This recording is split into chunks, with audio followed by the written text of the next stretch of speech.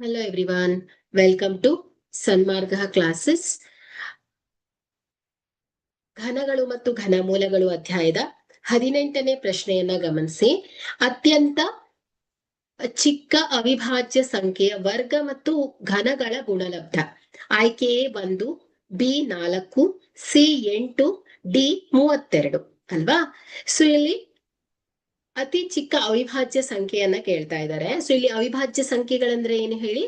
So ಒಂದು ಸಂಖ್ಯೆ ಅದೇ ಸಂಖ್ಯೆ ಮತ್ತು 1ರಿಂದ ಭಾಗ ಆಗ್ತಾ ಇರ್ಬೇಕು ಅಲ್ವಾ? ಸೊ ಅಂತಹ ಸಂಖ್ಯೆಗಳನ್ನ ನಾವು ಅವಿಭಾಜ್ಯ ಸಂಖ್ಯೆಗಳು ಅಂತ ಕರಿತೇವೆ. ಸೊ 1ಅನ್ನ ಹೊರತುಪಡಿಸಿ ಅವಿಭಾಜ್ಯ ಸಂಖ್ಯೆಗಳಾಗಿರತ್ತೆ. ನೋಡಿ, 2ರಿಂದ ಸ್ಟಾರ್ಟ್ ಆಗತ್ತೆ. ಸೊ 1 ಅವಿಭಾಜ್ಯ ಸಂಖ್ಯೆ ಆಗೋದಿಲ್ಲ. ಸೊ ಇದನ್ನ ಅವಿಭಾಜ್ಯ ಸಂಖ್ಯೆಯೂ ಅಲ್ಲ, ಸಂಯುಕ್ತ ಸಂಖ್ಯೆಯೂ ಅಲ್ಲ ಇದು. ಓಕೆ, ಸೊ ಇಲ್ಲಿ 2 ಏನ್ ಹೇಳಿ ಅವಿಭಾಜ್ಯ ಸಂಖ್ಯೆ. ಯಾಕಂದ್ರೆ 2 1 ಮತ್ತು ಅದೇ ಸಂಖ್ಯೆಯಿಂದ ಭಾಗ ಆಗತ್ತೆ. ಸೊ 3 ಕೂಡ ಅವಿಭಾಜ್ಯ ಸಂಖ್ಯೆ. ಯಾಕಂದ್ರೆ 1 ಮತ್ತು 3ರಿಂದ ಭಾಗ ಆಗತ್ತೆ ಅಲ್ವಾ? ಸೊ ಸಂಯುಕ್ತ ಸಂಖ್ಯೆ ಅಂದ್ರೆ ಏನಾಯ್ತು?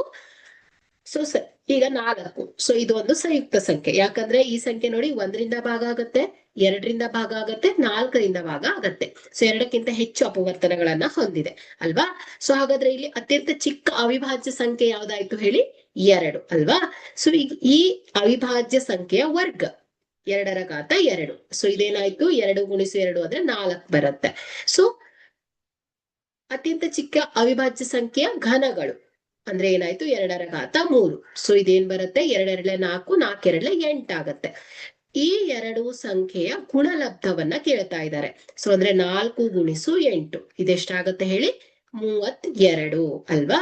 ಹಾಗಾದ್ರೆ ಅತ್ಯಂತ ಚಿಕ್ಕ ಅವಿಭಾಜ್ಯ ಸಂಖ್ಯೆಯ ವರ್ಗ ಮತ್ತು ಘನಗಳ ಗುಣಲಬ್ಧವು ಏನಾಗತ್ತೆ ಹೇಳಿ? 32 ಆಗಿದೆ. ಹಾಗಾದ್ರೆ ಕೊಟ್ಟಿರುವಂತಹ ಆಯ್ಕೆಯಲ್ಲಿ ಡಿ 32 ಸರಿಯಾದ ಆಯ್ಕೆ ಆಗತ್ತೆ. Thank you.